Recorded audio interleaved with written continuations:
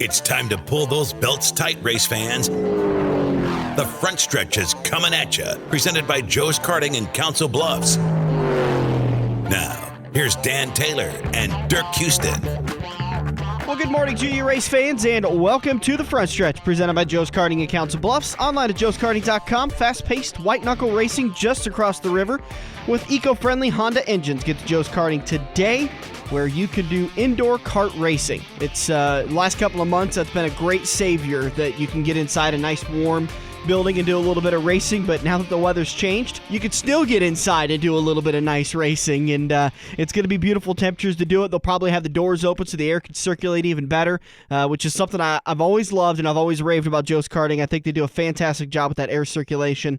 Unfortunately, some indoor motorsports events have a tough time with that. Not at Joe's Karting. No, I will almost guarantee you that you will not smell the fumes about a couple of minutes after the race, because they do a really good job of circulating it. Well, they did a real good job at CenturyLink the other night. I didn't smell anything from them scooters. Yeah, I was kind of impressed because the obviously when I went to the monster truck race at the Mid-America Center in Council Bluffs, smaller venue, bigger engines, they had to leave that door open, and so it would get a little bit foggy and a little bit fumey at times, and then that blustery cold air would come in. And I'll say it till probably the day I die, the worst thing about that event at the Mid-America Center for the monster trucks was the cold, but you dealt with it because it was a great event. And I had a great time last Saturday at the CenturyLink Center for the Arena Cross event. Pleasantly surprised. I'd never been to an indoor motorcycle deal. I'd seen some outdoor stuff, but never indoor. And what they should have done is Joe should have hauled some carts over there and done a demo of the carts on the motocross track. That would have been interesting. That track was really surprising. Did I talk to you about how surprised I was that it was squishy? It almost felt like that, you know, when they recycle tires on a playground and you step on it, it kind of squish. You were out there for the pre-race ceremony or the pre-event, whatever, the pit party is what they called it. I was really surprised. I figured that dirt would be more compacted by then with, heavier equipment setting the track up and pushing everything down, but I was really surprised how squishy it still was. Well, they'd already run the little kids had run their heat races already in the afternoon. I wonder if they then went through and kind of they probably pulled it back when they redid everything. So kind of like what you see at Eagle when Roger goes out and grades the track again when he's got that, I don't know what you call it. It's the 5-toothed circular thing. This is great description, by the way. But it just spins in a circle, and it basically just like it tears up the top layer of dirt again. It kind of grounds everything back up so they can start to get that groove worked back out. Yeah, well, they didn't do anything like that, but they just took the little dozers and the bobcats, and they would kind of collect the churned up dirt because the motorcycles, were leaving those ruts, and those ruts were 6-8 inches deep, and then they were filling them back in, but they weren't, tearing anything up, so to speak, just filling in more. Mm-hmm. That was a cool event. We're really excited to talk to Gavin Faith from Fort Dodge, Iowa. He was your points leader going into that night, put on a heck of a show in front of his, what you would call kind of his hometown crowd. I think that was about as close as the circuit's going to get to Fort Dodge, Iowa this year. And so it was really cool to see him win the Heads Up Challenge, right? He won that one too. I think did he finish second in one of the events and then win the second one? Okay. His heat. Did he win both events again? I didn't stay for the second main. I missed the last two. I left after the little kids because my phone had died and I couldn't video anymore. But he did win the first main. I remember him winning the second main too. So he won. So he's won both mains now. At the last two races. Tampa Bay, Tampa, Florida, and then up in Omaha. So we'll talk to Gavin in turn number 3 about his race in Omaha, his thoughts on the event, his thoughts on coming back. Maybe they can get him back here. We'll do it again next year.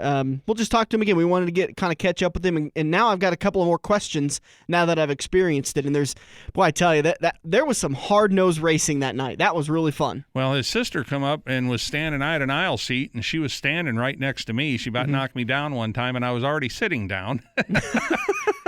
But did you get her phone number for me? You were supposed to get that for me. No, she had a big diamond ring on there, dude. And I told you, I just got to hurry a little bit. It was as big as your Ranger pick. But no, and she was screaming for Gavin. So I said, "Oh, a Gavin fan." She goes, "Oh, that's my brother." But he never bothered to tell her he was on the radio here. So I had to hook her up with the Facebook page and tell her where to go get the link so she could listen to it on YouTube.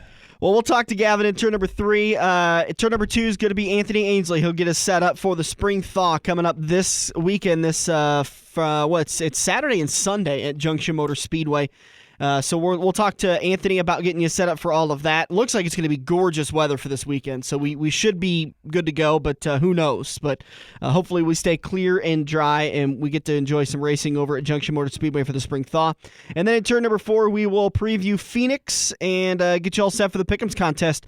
But first, in turn number 1, let's talk about Las Vegas. Your thoughts on Las Vegas, Dirk? Was surprised after the race, or here this week now, that the 78 teams decided to go ahead and take their penalties. I thought that was kind of strange that they, said they were going to appeal, and now they're not going to appeal. The one thing that does is basically like going to court and admitting you're guilty. Mm-hmm. So if it would, by chance, if it was an honest accident and it happens again, things will really get ugly.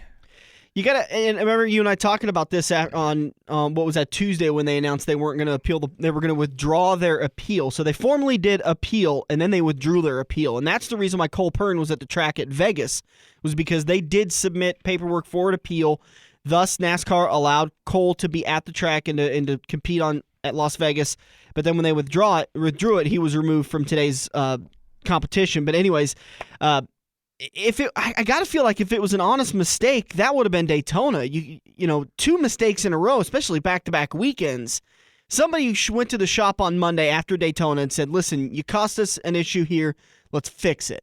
And then it happens again. Then you kind of do wonder, well, are they playing with that gray area? Well, I wonder with the appeal, if they did appeal just so Cole Pern could possibly do a little training up on the pit box here this past weekend. Who did I see is going to replace him today? I haven't seen yet, so I can't.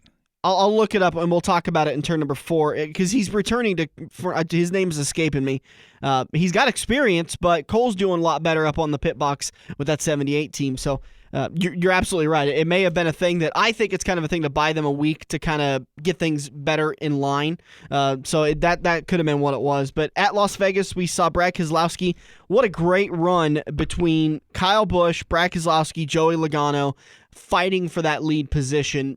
I unfortunately, I only got to listen to it on the radio. I didn't get to see much of the race. How was the side-by-side racing action? Is it getting better? Side-by-side stuff could go about 2 laps side-by-side, and 9 times out of 10, the car on the high side coming out of 2 had the advantage. A little bit of a momentum. Yeah, the high line in 1 and 2 was a little better than the low line, but the low line in 3 and 4, you could make up a ton of time, which is where Jimmy Johnson was really fast when he took over the lead.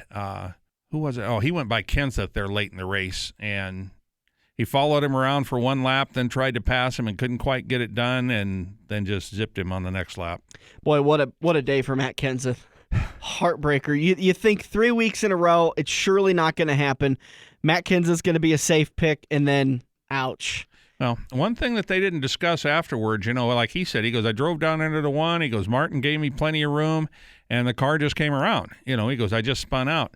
I wonder if that had anything to do with all that wind they were fighting down there. Kind of a side note, we're kind of bouncing around here a little bit, and I apologize, but I got a real kick out of all pre-race. I did get to watch the pre-race as I'd gotten back to my house in time to finish up the Pick'ems contest choices for all the contestants, and I was watching some of the pre-race, and I got ready to see cars really loose and all of a sudden snapping loose, because all the Fox broadcasters were saying this 45, 50-mile-an-hour wind gusts, it's really going to wreak havoc on these cars. These drivers are going to have such a handful in cars, yada, yada, yada, and every single one of the drivers got out of the car going, I didn't notice any wind. And that honestly, it did surprise me a little bit, because I figured 50-mile-an-hour wind gusts, I realize I've got a Ranger, but I feel it when I'm going down the interstate and there's a big wind gust and I can feel my truck rock, and, you have to kind of correct a little bit in the steering wheel. I figured a car like that going, 150, 175 miles an hour, they'd feel a 50-mile-an-hour wind gust, but apparently not. Well, the main gust was down the back straightaway. The only place they really would have had any issue with it was going into turn 3. Mm-hmm. And if we'd have still had the 3-inch taller spoiler, they definitely would have felt it. Okay, so it was an aero thing. The downforce really changed it. The lower downforce package kind of helped, right, so they didn't feel it as much. Going back through your top 10, Brad Keselowski gets the win, Joey Logano second, Jimmy Johnson third. Kyle Busch, after leading 38 laps and leading a good portion of that last green flag run, fell back to fourth place. Austin Dillon pokes up in there in the top 5 for the first time this year. Ryan Blaney, the rookie, being the best rookie finisher, finishes 6th. Kevin Harvick 7th. Dale Earnhardt Jr. 8th. Kurt Busch 9th. And Kasey Kahne 10th. Drivers that had some bad luck, Chase Elliott finished 38th. Matt Kenseth 27th. Kyle Larson, 34th. I'm not seeing much hope so far 3 races into it that Kyle Larson's liking this lower Air Force package. Well, it just might be something that they're just having a trouble getting a handle on. He might be liking it, but they're just not figuring out how to make it work. Let's see. Clint Bowyer, 22nd. Greg Biffle, 20th. Denny Hamlin, 19th. Carl Edwards, 18th. So there's some of your picks. The most popular pick for Las Vegas when we were doing the Pick'ems contest was Matt Kenseth, who got a lot of people a whopping 5 points. So I think you're tied down around, 40th? A lot of racing left. I just wanted to bring that up. And this by the way, race, did this you race notice? got me last year, the Vegas race, yeah. Okay, let's, so I just had to bring that up. We're doing that contest with all the Pick'ems contestants. 61 contestants this year, I think. We've officially almost tripled the amount of contestants we had last year. And we're doing the contest that the first contestant that can beat Dirk this year for the overall contest wins the autographed Brad Keselowski Miller Lite throwback hat. And the way but it's all going to simply come down to, can you make the chase? And then if you can make the chase, Dirk, then it's all bets are off. It's going to be a sprint to the finish, which is going to be a lot of fun. So that's all you really got to focus on. Oh, I know, but that basically means I still got to find 3 or 4 wins. Honestly, the way this is starting out, I'm not sure 3 or 4 wins is going to do it. We have 3 contestants that already have 2 wins out of 3 races. And we have 16 total contestants with at least 1 win. So you're going to have to win to get in, which we knew that last year when we did this style of the contest for the first time last year. We knew that you were going to have to win to get in. And then depending on what happens today at Phoenix, we may have a whole lot more people with wins depending on who they take. It could be Harvick, and if he can pull it out, do you dare take Kenseth? Kenseth, the poor guy, just might have one of those years. It's absolutely, we've seen it, a couple of years ago? Well, it was the year that Kevin Harvick won the championship. It was feast or famine for him. He finished top 5, won the race, or he had mechanical issues and wrecked out. And getting his wins was the only thing that got him into the chase. I think he ended up entering the chase like 9th or 10th in points, and because he had so many wins on the season, he got bonused up to 2nd. So that was kind of a saving grace for him.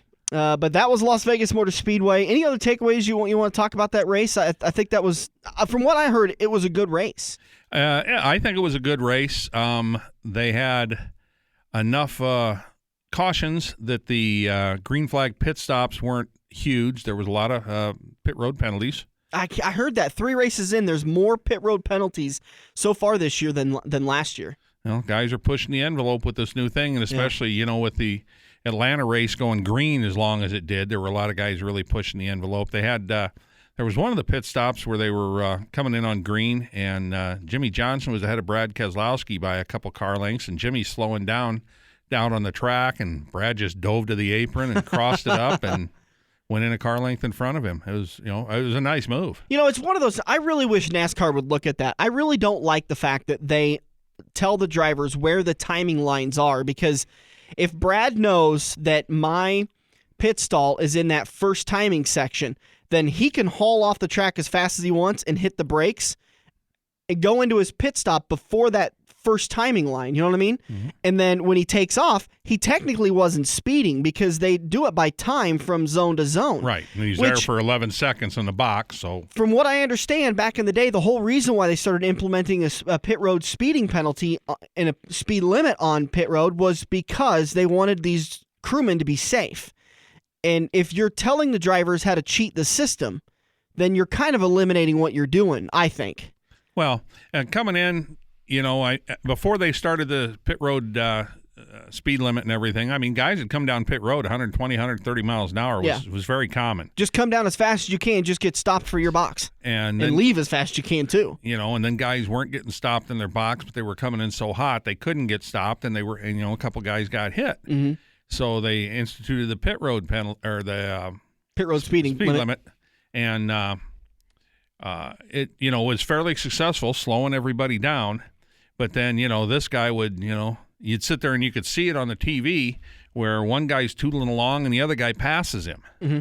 Well, is the guy tootling along got his thing set up wrong, so he's 10 mile an hour slower than the speed limit, or the other guy speeding? Yeah. So that's when the timelines, came into effect. Mm-hmm. I really wish they would modify that a little bit, because I think all the drivers need to come down pit road. There's got to be a system that we can set up. I mean, the officiating system they have now is, I think, is mind-boggling how well it's running and how successful it's been since its implementation at Daytona last year. They got to come up with some sort of system, because eventually the numbers are in everyone's favor or against our favor of safety, that eventually somebody's going to cheat the system or try to find that gray area in the system and push the limits, and somebody's going to get really hurt on pit road. Yeah, see, I don't think so, because I don't think they can really speed up something silly, because they've gone to where they used to have like 3 time zones to where now they got like 10. Yeah. So, I mean, you really can't, cheat and then get slowed back down. The guy that's still with the big advantage is the one in pit stall number 1, because he can just hammer down leaving his pit stall, and he's not going to speed by the time he gets past the line. Well, I think depending on where that first timing line is after you hit the commitment line, which is, technically it'd be the second timing line, because if you come off and you hit that cone, you've hit the first timing line. So it's probably going to be, depending on the track and the size of the pit boxes, first 2 or 3. And then there's another timing zone. So if you cross that commitment line, you can haul, as long as you can get stopped, which I guess now that I think about it, the ability to get stopped, you can come in as hot as you want to, but if you don't get stopped, then the whole thing's pointless. Yeah, the guy can't come in past that first timeline at 150 miles an hour. Yeah. He'll never get stopped for his pit pop. You're probably right. All right, let's take a break. We'll come back. Turn number 2, Anthony Ainsle, AA, the announcer for the SLMR series, the pit guy out at I-80 Speedway, and also does announcing all over the area. I believe he does announcing for Junction Motor Speedway and Beatrice, and he's all over the place. Anthony's going to join us in turn number 2 to talk about the spring thaw at Junction Motor Speedway that is coming up this Saturday and Sunday. Then in turn number 3, we'll talk with Gavin Faith of the Amsoil Arena Cross, and turn number 4, we'll preview Phoenix. A lot of shows still to come. Hang around. This is The Front Stretch on AM 590, Omaha's ESPN Radio. Hey, it's me, Kansas Speedway, and I'm sorry. Sorry for the barehanded slap of adrenaline and the burnt rubber aftertaste. Sorry other tailgates will seem lame. Yeah, real sorry about that. It's the NASCAR Sprint Cup Series GoBowling.com 400. Saturday night, May 7th, Mother's Day weekend. Yeah. Sorry, Mom. Tickets at KansasSpeedway.com. You're welcome. Joe's Karting in Council Bluffs has taken a page out of IMCA's rulebook and gone crate. These brand new low-emission engines will still have you white-knuckling it all through the Metro's fastest indoor facility. Joe's Karting is now friendly for all skill levels with their brand new Honda-powered engines. It's time to get to Joe's today and find out what drivers like Jack Dover, Shaylee Bate, and Andrew Kosiski have known for years. Located in Council Bluffs and online at joeskarting.com. That's karting with a K. We're hooked up in turn 2 and still showing the green flag on the front stretch. Welcome back to the show. Rolling into turn number 2, and it's so great to finally say this. It's time to preview a dirt race coming up this weekend at Junction Motor Speedway. It's the Mike Chapin Memorial Spring Thaw, and let's get the man that's going to be behind the microphone on the phone with us right now. AA, Anthony Ainsle, how you doing, bud? Oh, I've been doing great. It's been a long off season. It's been a cold off season, but finally it's warming up, and the long-range forecast looks like we're going to have beautiful weather at JMS over at McCool Junction for the 2016 Mike Chapin Memorial Spring Thaw. You getting pretty excited about this? Absolutely. It's been a long time coming. Of course, been watching all the videos from down in Florida and down the southeast, just getting ready. I've had a couple of announcing colleagues give updates from down in the southeast, but right now, finally, Nebraska racing season can get back to it, and my gosh, the weather has been great the last couple of weeks, and just the fact that it's going to be beautiful this coming weekend, it's got me even more excited. Looks like you're going to have a 2-day show, Saturday and Sunday, and pit gates open up at 11 o'clock on Saturday. What can fans expect as far as classes they're going to be racing for this year's Spring Thaw? Well, a lot of the weekly classes are going to be out there. Of course, with the addition of the IMCA stock cars, of course, Junction Motor Speedway for the first time in the track's history will be under IMCA sanctioning for this year. So on Saturday, we're going to have a good program, though. The stock cars are going to be back. The stock cars have been hit and miss the last couple of years. They used to be on the weekly regimen at Junction Motor Speedway, but we're going to have a pretty good stock car class, along with all the regular classes. The hobby stocks will be in town. The sport mods will be back, modifieds, and of course the bragging rights crate late models. I can't wait for that late model action. And then on Sunday, we'll have the same program, except we'll throw in the sport compacts as well. It's going to be a great weekend. It's kind of like the McCool 100, where we have everyone except the sport compacts on Saturday, and then we throw the compacts in on Sunday. But still, nonetheless, it's going to be a great 2-day show. Well, I know love for the little four-bangers. Don't we love hearing the bees buzzing around JMS? Oh, yeah, see what all the buzz is about. It looks like grandstand gates open up at 2 o'clock. Grandstand admission, $15. Is there anything for kids to be able to get in for a little bit cheaper price, or is that going to be a flat rate for everybody? I think kids will probably get in a little cheaper. I haven't gone too much into the price range yet, but I think kids are I believe kids 5 and under will be free. Mm-hmm. That's the usual for weekly races and for special events that include weekly racers. Can people get tickets in advance on junctionmotorspeedway.com or through the Facebook page? Do you know that yet?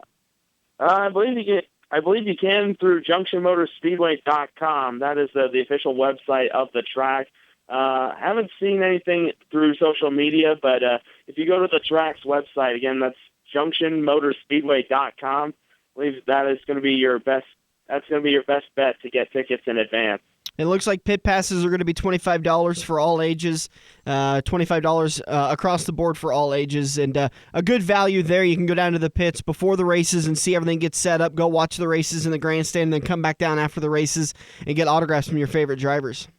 Absolutely. I mean, the local guys, they love meeting their fans. Mm-hmm. I mean, you and I have seen this many times throughout the racetracks we've gone to. The locals, they love their fans no matter what. And plus, you could get in on some T-shirt offers. Some of those local teams, they have those T-shirts coming up. And of course, at Junction Motor Speedway, we try to give some of those T-shirts away. So the teams are very generous when it comes to giving out merchandise. But by all means, hopefully get a pit pass and meet the guys before and after the show. It makes for an even better experience at the racetrack. Second day of the show going to happen on Sunday. Looks like times are going to be shifted by just an hour ahead. 10 a.m. pits open up, and then 1 o'clock gates open up. $15 again for adults, and again, we're assuming that kids 5 and under get in for free. Any classes going to change up, or are we going to see just a day 2 show of what we see on Saturday?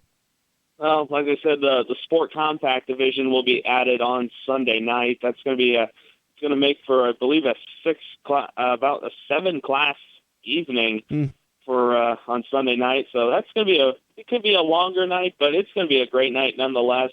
I believe, of course, an IMCA sanction, you're probably going to draw a few more cars, more of the local guys around Nebraska. We might even see a few more from Kansas show up. I mean, that's what I've been hearing a little bit in the off season. Since Junction has gone IMCA, I've heard a couple of guys from Kansas might poke their nose around McCool Junction. So, and that's something we haven't seen in the past few years. We haven't seen too many Kansas drivers come up in recent years. So it'll be nice to get some guys from the Sunflower State to come back up and take their hand at a Nebraska racetrack. And plus, with the luck I'm having, the Sunday show is part of my spring break, so I won't have to worry about school the next night. Hey, that's good. You mentioned a couple of times about the IMCA sanctioning. That was kind of some shocking news as far as I was concerned in the off season. Did you see that coming? Yeah, I had some insiders. We were thinking about it throughout all of last year. We've been there was a little bit of talking going to about it. We thought it'd be a better move.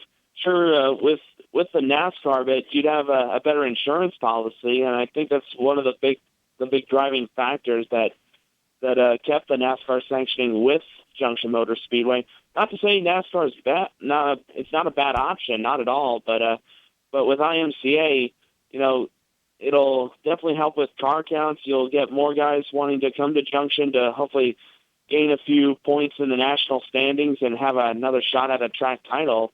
I've even heard from during the offseason, Mike Densberger, who's a big modified standout here in Nebraska. He won the track title in Lexington last year.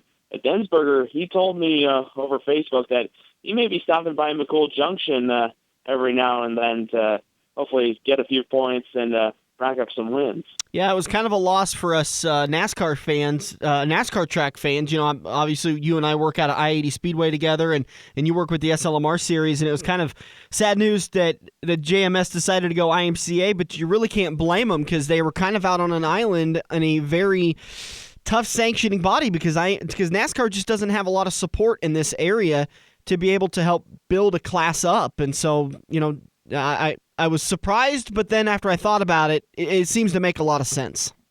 Well, not only is there not a lot of support and not too much support here in Nebraska, but on the dirt track scene as well.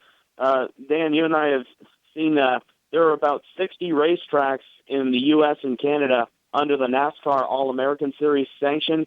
Not even 10 of those are dirt tracks. I think only about 7 or 8 of them are dirt tracks.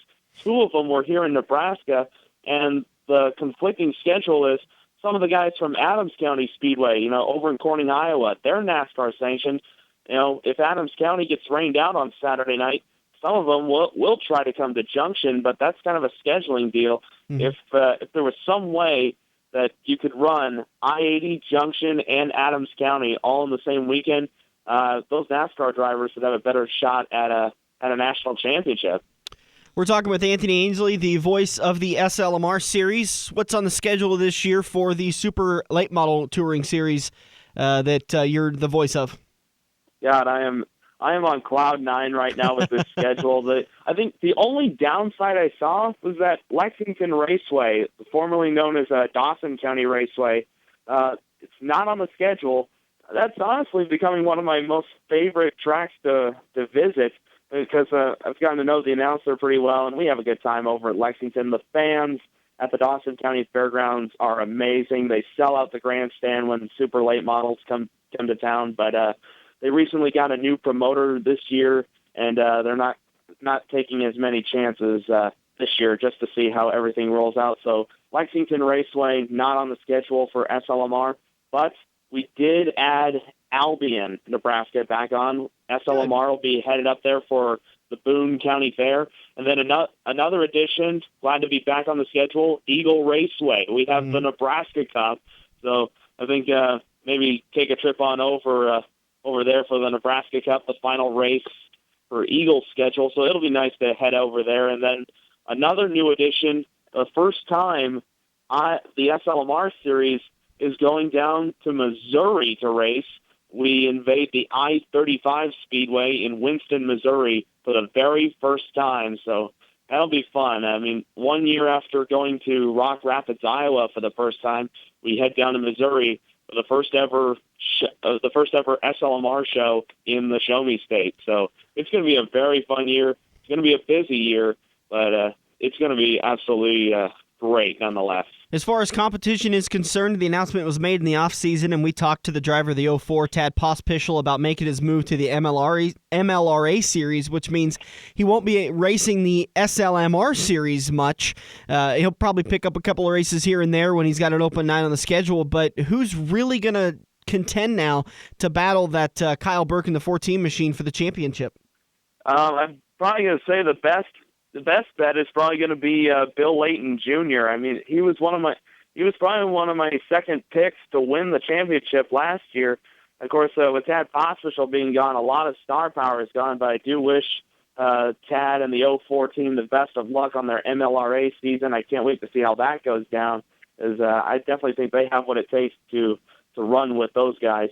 But Bill Layton Jr. would probably be one of the best bets to try to beat Burke for the title. If not Layton, then either Corey Zeitner, or I'd like to see how Matt Buller does. Buller completed his first full season of super late model competition, had a very good year, although went winless at I-80 Speedway and in the SLMR Series, did win the track title and Rookie of the Year at I-80 in the super late models, won Rookie of the Year in the SLMR division.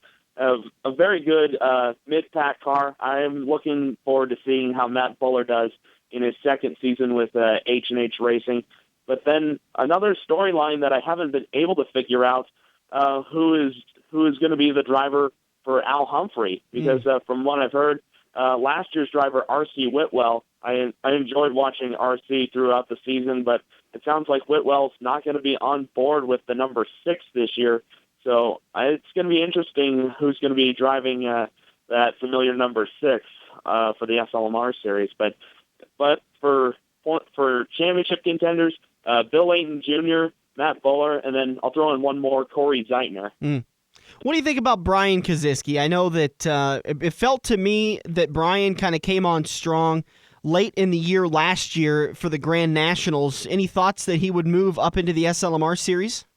I thought it was only a matter of time. I mean, Andrew Koziski was kind of the same way. He competed in crates for a few years. He still runs crates every now and then, but of course, with the Koziski blood, there's going to be a Koziski in the super late models. And I thought with Brian, after how he did winning the track title at I-80 a few years ago, I was saying it was only a matter of time when he got in there.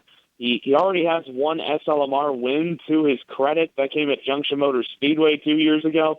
But I'm hoping to see bigger things from Brian as he starts up, I believe, his third full season behind the wheel of a super late model. I can't wait to see what Brian's got in store. And I think it sounds like you've got a pretty busy schedule. You're going to be calling more races this year than most guys race in a season. I think the number's at 95? I said about 85. Okay. So basically that is the equivalent of the World of Outlaws Sprint Car Series schedule. That's 85 shows that I'm planning to announce. I have another 11 shows that I'm planning to go to just to be a fan and to provide Facebook updates to those who aren't able to make the show. So yeah, I have about over 100 nights of racing scheduled from March until November. It's going to be a jam-packed year. Double A, always appreciate having you on the show. Have a good time this Saturday and Sunday for the Mike Chapin Memorial Spring Thaw, man. Thanks a lot. Oh, all right. I will. Good luck, and we'll see you out at I-80. All right. Thanks, buddy. Have a good night. All right. You too. Bye.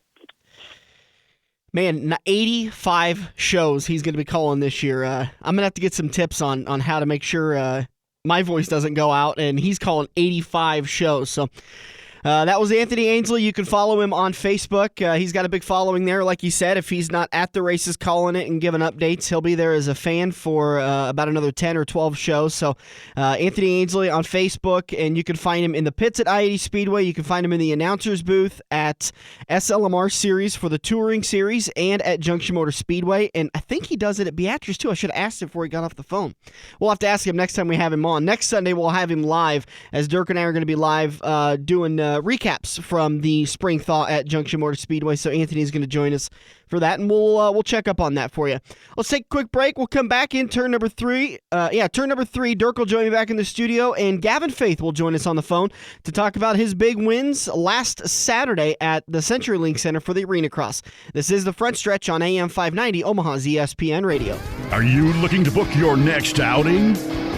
Look no further than Joe's Karting in Council Bluffs. Located just north of Bass Pro Shop, Joe's Karting can handle outings of well over 100-plus people. Bachelor parties, corporate outings, team building, birthday parties, and much more. Give Buddy a call today and reserve your outing. Joe's will even work with local restaurants to cater your event. Book yours today at joeskarting.com. That's karting with a K. It's time to get to Joe's and find out what everyone already knows.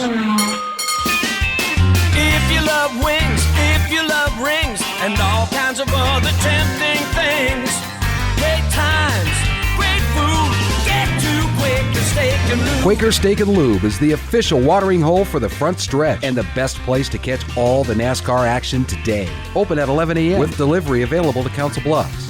Great times, great food, get to Quaker Steak and Lube. Feather the brake and get back to the gas. Dan and Dirk are headed into turn 3 on the Front Stretch. Welcome back to the front stretch. Rolling into turn number 3. Don't forget that tickets for the Go Bowling 400 Saturday night, May 7th night race at Kansas Speedway are available now. Just call 866-460-RACE or visit kansasspeedway.com. Joining us on the phone, long time no talk, Gavin Faith. How you doing, sir? Good. How are you guys? We're doing well. We're glad to have you back on the show, and a big congratulations to you, man. You really took it to the other riders a couple of weeks ago at the CenturyLink Center for the Arena Cross event. Yeah, thank you. It was an awesome weekend. I ended up winning both my main events and also the head-to-head racing. So, I couldn't really ask for much better. Now, talking to your sister, that head-to-head race was like against a very hated rival? You don't have to say hated, but just maybe a rival. No, his sister said hated. She's giving away family secrets. Yeah, it's actually teammates, so we're kind of rivals there. So not really say a whole lot, but yeah.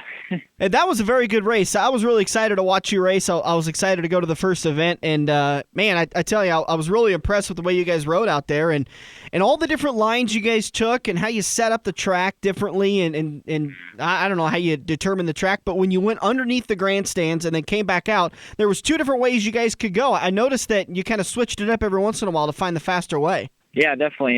There's pretty good options this weekend. Usually in the rhythm section, there's a couple things you can do. And this weekend, there's either you can go the longer way around and miss the first jump and go triple-double, or, go on the inside and hit the first jump and go triple-triple. But, it's a pretty good track there this weekend. And, arena cross racing always makes for really good racing and good battles. So, I had a good weekend, and glad you guys enjoyed it. Well, one thing I noticed when you guys came down through the whoops, the announcer at the beginning, was explaining stuff, and he called the one right in the middle the wall, and how it was kind of flat on top. And there were sometimes you guys would come through and just creep over it and then really gas it going down on the backside, and other times you guys, went ahead and launched over it and tried to take a couple of them whoops. Yeah, it was actually pretty unique for this weekend. Usually we just have a full set of whoops and nothing to separate it. But this weekend they added a wall in the middle of the whoops. So you basically hit the whoops, and then it's meant for you to slow down and then regain momentum to hit the second set of whoops. Just something a little bit different. But as the track developed and as the track broke down, we ended up started to jump the wall into the second set of whoops and then try and jump out of the whoops. So, yeah, it's a pretty unique track this weekend, and I think the layout actually worked pretty good, and I think it made for some great racing. Was the layout done that way just because of the size of the arena? I mean, because to me it seemed like really tight. When I was thinking, before you guys even started racing, I'm out there standing on the track going, there's going to be 16 bikes going into turn 1. Wow.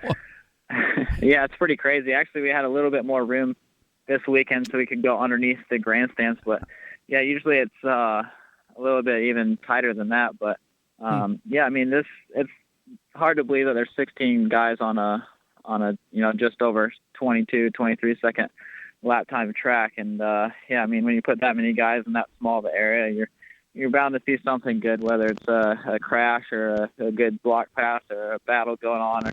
There's usually something to watch out for.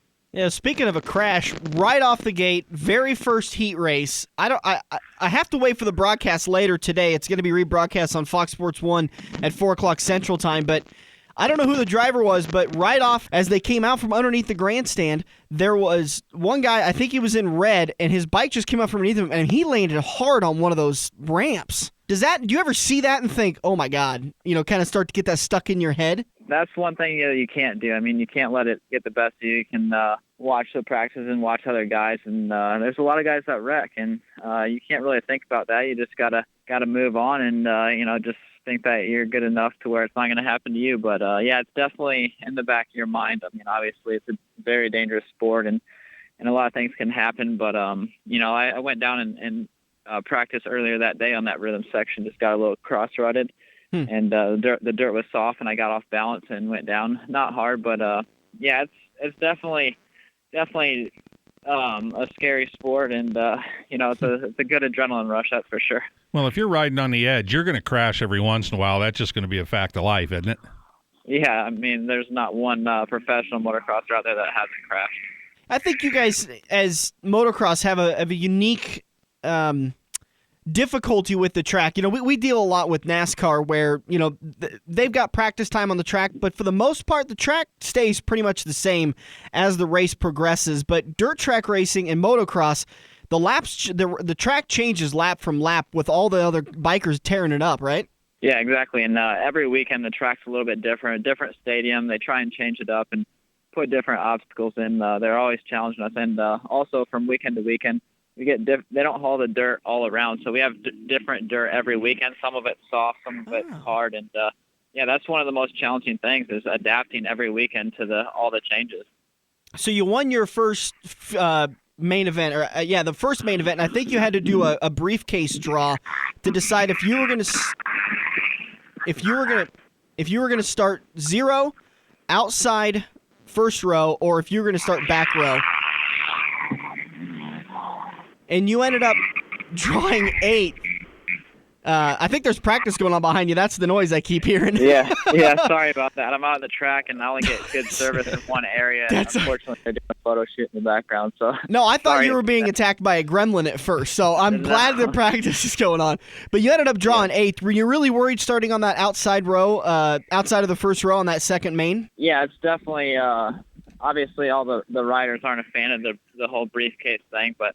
It's good for the fans, and it switches it up a little bit. And I had to start on the outside gate, which isn't impossible to get a hole shot from. Obviously, I was able to do it, but it definitely doesn't make your life easy. And it's just one thing that arena cross people will try to do, try to switch it up. And it worked out for me this weekend. So hopefully we can keep getting great starts and keep the ball rolling. Yeah, that brings me to my next question. How the heck did you get that hole shot coming on the 8th gate, and by the time you came out of that corner, you had the lead? Yeah, it's pretty crazy. Sometimes you can just get a good jump off the gate, and especially if you're on the outside, you just have to start moving over. As soon as you get the wheel on the guy next to you, move over and keep moving. And the nice thing about the outside gate is you can come in the first corner a little bit faster and, commit to hitting the berm in the first corner. Well, you did a great job that day, winning your main event, winning the heads-up challenge, and then winning the second main event. I was noticing as the night was going on, a couple of these guys were doing interviews after the heat races, and it's a sad story to talk about, but how many of your fellow competitors have had their stuff stolen in the last month? Well, unfortunately for you guys, it hasn't been happening that often, but... I don't know what the deal was there, if people knew dirt bikers were coming in town or what. But, unfortunately the night before, they got their whole rig stolen from a hotel nearby. But, that was pretty bad. But they luckily got some different bikes and were able to race. And obviously it wasn't exactly their race bike or what they were 100% used to. But, it still had 2 wheels and a motor, so they went racing with it. That'll teach them to stay in Iowa. They were down in Carter Lake, Iowa, is where they were staying at. They had a lot of stuff was going around here locally, announcements and everything, trying to, if anybody sees this, holler. There were pictures and everything. So the community was really trying to, help solve the issue. But I'm sure by the time anybody even woke up and knew the hauler was gone, it was 3 states away. Yeah, they recovered the hauler. They dumped it somewhere, and their practice bikes were still in it, but they took the race bikes and some other parts and stuff like that. So they knew what they were getting. A bunch of jackasses. Yeah. Well, Gavin, hey, man, congratulations. I look forward to watching the replay and getting just as excited as I did at the CenturyLink Center. Again, you can catch the rebroadcast for Fox Sports 1 today at 4 p.m. I thought it was March 13th. Which would be this Sunday, which would be today at 4 p.m. So, Gavin, it's great talking to you again, and best of luck through the rest of the season, all right? All right, thank you very much. I appreciate having me on. Have a good one, bud. Next year when we talk to you, we want you to be number 1. Yeah. All right, yeah, that's the goal for sure. All right. Have a great weekend. Thanks, Gavin. All right, thank you. So, again, that rebroadcast for the event last Saturday night at the CenturyLink Center will be today at 4 o'clock. It's tricky because we record on different days, so it's like, no, that's not till the 13th. Well, no, that's I don't get to be right very often with you, so let me take my moment in the sunlight and be right. What a fun event. I can't really say enough. I was so happy that I got to go to the Monster Jam, and I had so much fun there, and we're going to do some more fun stuff with that coming up, and I got to go to the Arena Cross event, and that was a great time. My nephews were absolutely hooked. We stayed later and got autographs from all the drivers. I tried to get phone numbers from the Monster Energy girls, but apparently there is something called leagues when it comes to getting women, and I think she was about 6 leagues ahead of me. I was playing Lincoln Salt Dogs, and she was playing for the New York Yankees, but I gave it a shot and came home with nothing. I know one thing you didn't do, because I know you very well. You did not have a snow cone. No, I can't. I didn't get a very good clean bill of health, so I had to stay away from the snow cones. I did have a bag of peanuts though, and a couple of beers. You would not have had a snow cone because they were $15. Holy cow! I've got a theory on beer at sporting events. I think it's as expensive as it is to deter drunk driving. Yeah, because and it really helps. I went over to DJ's dugout. I had myself a couple of beers ahead of time. I think they were like $4 a piece. I get to the arena. My brother-in-law's like, "You want a beer?" And I was like, "Sure." And the guy's like, $23. And I'm like, Jesus, where is it? There's 2 beers. What? And that's so we got another round, and then we were broke. They didn't hand you the credit app? No. Yeah, I think he was fresh out. You can finance these for 6 months. I'm sitting there thinking I could have bought 2 6-pack of Sam Adams for that. But, c'est la vie. It's only money. We had a good time. And next time Arena Cross comes to town or Monster Jam comes to town, I highly suggest you get to the event and you have yourself a good time. It was a lot of fun. That pit party ahead of time was really cool. You got to walk out on the track and you get to see the Ricky Carmichael trophy, which you got a selfie in front of. Yep, and you get to watch hundreds of little kids run over the whoops and do face plants. Oh, that was really funny. Yeah, that was. I don't know how many kids I saw getting up and pulling dirt out of their mouth. It's good for them, right? They weren't crying or nothing. Yeah. They were laughing. It's good for them. Rub a little dirt on it. Their parents were going, "You ain't bleeding, quit crying." Yeah. All right, we're going to take a break. We'll come back and turn number 4. We'll wrap this baby up. We'll be back here on the front stretch. Hey, it's me, Kansas Speedway. And, I'm sorry. Sorry for the barehanded slap of adrenaline and the burnt rubber aftertaste. Sorry other tailgates will seem lame. Yeah, real sorry about that. It's the NASCAR Sprint Cup Series GoBowling.com 400. Saturday night, May 7th, Mother's Day weekend. Yeah. Sorry, Mom. Tickets at KansasSpeedway.com. You're welcome. Joe's Karting in Council Bluffs has taken a page out of IMCA's rulebook and gone crate. These brand new low-emission engines will still have you white-knuckling it all through the Metro's fastest indoor facility. Joe's Karting is now friendly for all skill levels with their brand new Honda-powered engines. It's time to get to Joe's today and find out what drivers like Jack Dover, Shaylee Bate, and Andrew Kosiski have known for years. Located in Council Bluffs and online at joeskarting.com. That's karting with a K. It's checkers or wreckers as we enter turn 4 on the front stretch, presented by Joe's Karting in Council Bluffs. Just about ready to wrap this baby up. Rolling high, wide, and handsome into turn number 4 as we get you all set for today at Phoenix International Raceway. The big question I have for you, Dirk, is do you pick Kevin Harvick knowing that there is a new downforce package that could throw him off his game just a little bit? No, I picked Kevin Harvick a year ago for this race. Mm-hmm. So the downforce package doesn't throw you any? Doesn't make you think maybe I need to wait? Maybe I need to check out those practice results at all? Or yeah, I mean, he's been running so far in the back with the new downforce package. Yeah, it's true. So no, I'm not too worried about it. They seem to have a pretty good handle on it. And so then do you think maybe I need to pick somebody? I don't think so, because we're talking strategy at least for the Pick'ems contest. And I think there's really no way around it. You kind of got to take Kevin Harvick because wins mean everything in this contest. And if Kevin ends up winning today and you pick somebody else, well, great. You have 2 Kevin Harvick picks still to go this season, or maybe 1 left. And I know you should have 2, but what are you going to do with him? You can't save him until Phoenix next time because that's in the chase and it may be too late. Exactly. So that's why you got to burn it while you can. And I mean, I'm sure Kevin's going to have a shot of winning another race or 2, and then you can worry about his practice times. But there's no other track he dominates like Phoenix. It's really insane how good he is here.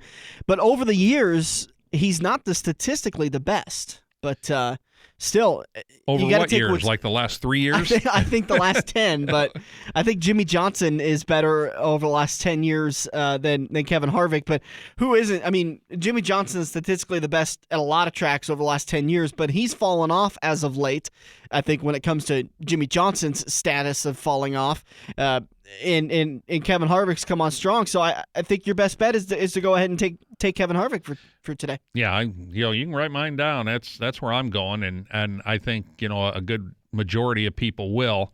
And if you're not going to take him, I would really venture to guess Jimmy Johnson if you haven't used him yet. Carl Edwards has won there a couple times, but Carl kind of been struggling a little bit. I mean, last week he had the backup car out and had to go start in the back, and actually had run real good coming up. Mm-hmm. But you can't count on that every week. Kyle Busch has been fast every week.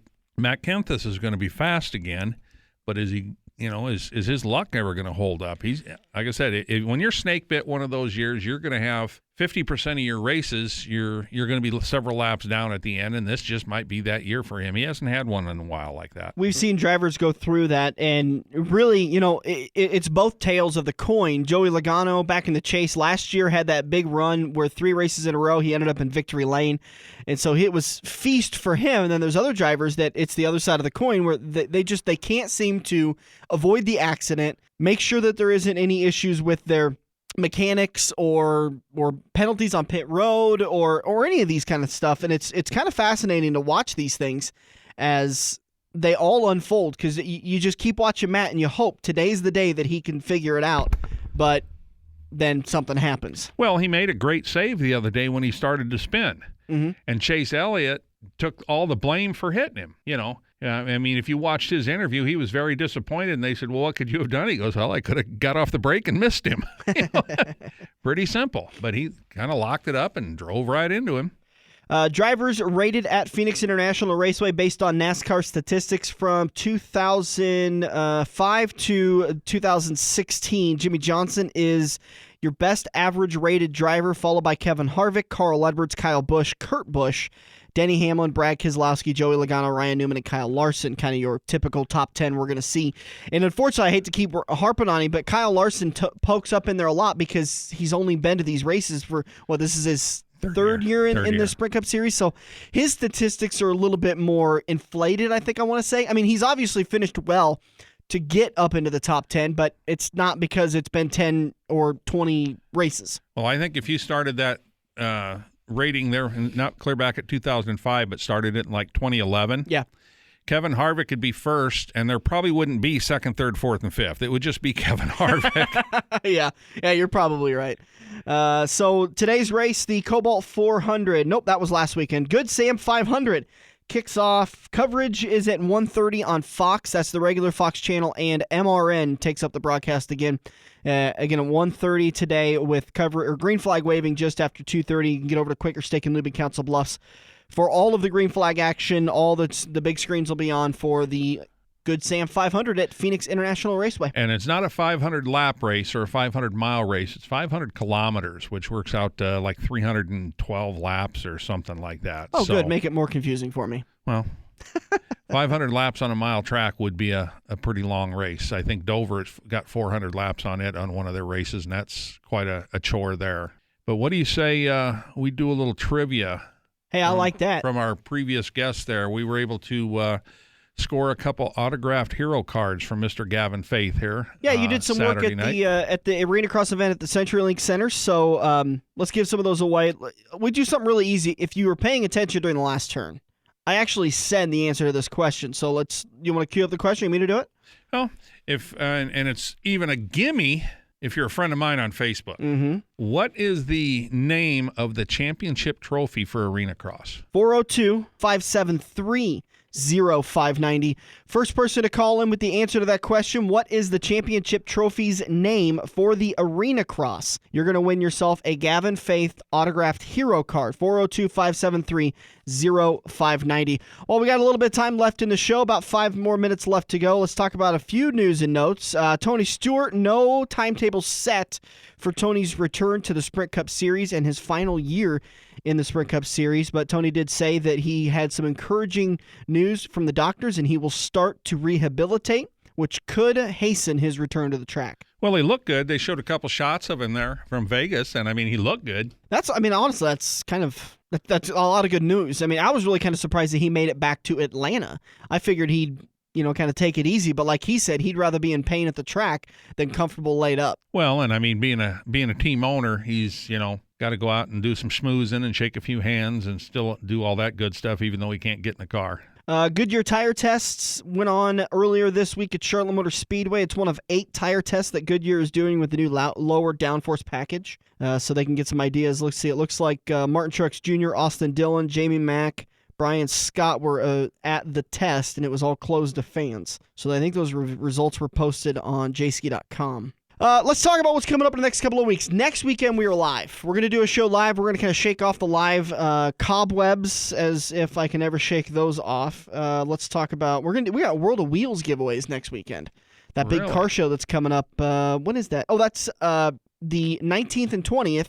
Correct. At the CenturyLink Center, I believe. And so we've got tickets for the Sunday show, the 20th, so we'll give those away. Anthony Ainsle, if the weather holds up, we will get a recap from him at Junction Motor Speedway. I think Stan Caesar's going to call in and just kind of shoot the breeze with us a little bit. So then we've got, let's see. Cody. If you do like the World of Wheels, going Sunday is the best day. Plan on going in the afternoon and being down there in the area when they shut it down. And you'll get to see some of these guys actually drive their cars out in the streets to load them up, and a few burnouts get done, and some interesting stuff like that. I know there's a lot of racers that are down at the World of Wheels showing off their cars, so it's really cool to kind of see that as it's not just a classic car show or an automotive show, but there's also racers that are out there. Let's see, some interviews we've got lined up for you guys. Cody Ledger and Dusty Reynolds. We talked about Dusty was supposed to be on this weekend, but we just couldn't get our schedules lined up. So Dusty's going to join us on March 27th for that weekend show, Easter Sunday, to talk about Race Note. We've also working on Jack Dover and Shaylee Bade.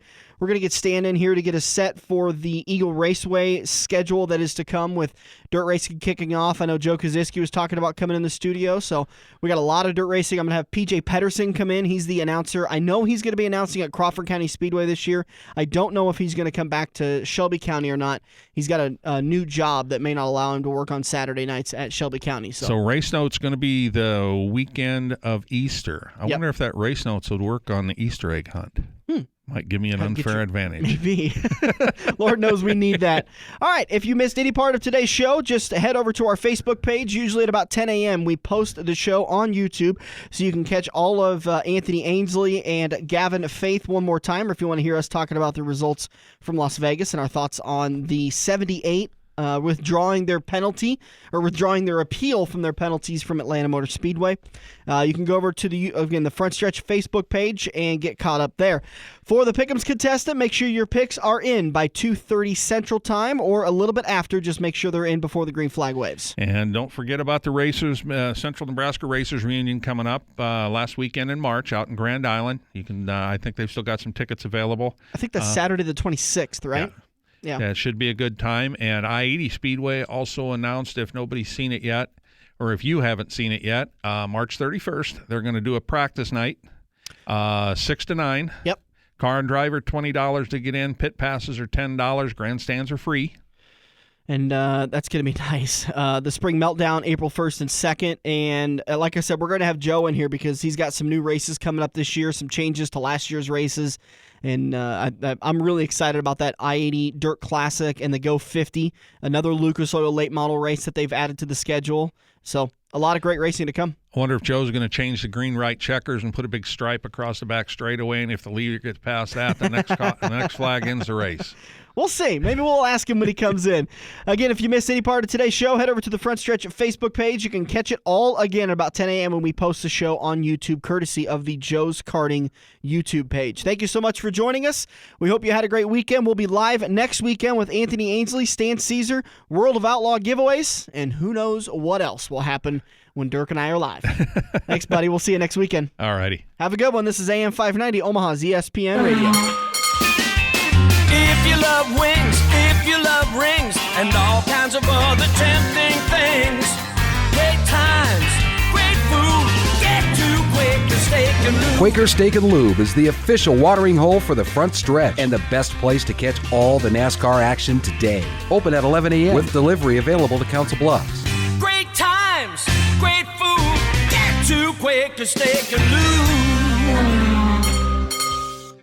Lube. Are you looking to book your next outing? Look no further than Joe's Karting in Council Bluffs. Located just north of Bass Pro Shop, Joe's Karting can handle outings of well over 100 plus people. Bachelor parties, corporate outings, team building, birthday parties, and much more. Give Buddy a call today and reserve your outing. Joe's will even work with local restaurants to cater your event. Book yours today at joeskarting.com. That's karting with a K. It's time to get to Joe's and find out what everyone already knows.